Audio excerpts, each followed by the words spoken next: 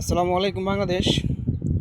আমাকে অনেকজন কমেন্ট করেন যে ভাই মিশরে আসলে বেতন কত। মিশরে ভাই অনেক ধাপ আছে, যেরকম গার্মেন্টসের সিনিয়র অপারেটর বেতন আপনার $350 থেকে $400, এমনকি যারা জুনিয়র অপারেটর তারা $250 থেকে $300। যারা হেল্পার আছে তাদের বেতন হবে আপনার $180 থেকে $200, $220 এরকম হতে পারে। মিশরে অত্যন্ত গার্মেন্টস শ্রমিকের চাহিদা বেশি।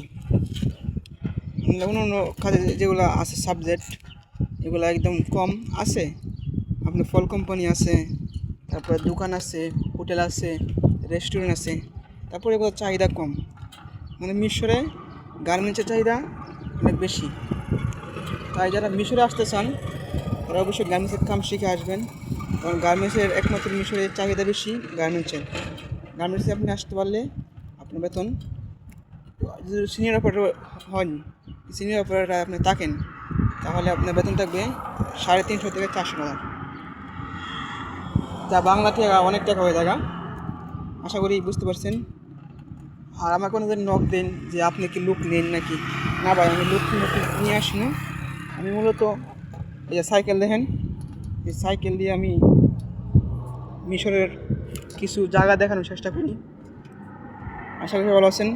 ধন্যবাদ। আসসালামু আলাইকুম বাংলাদেশ।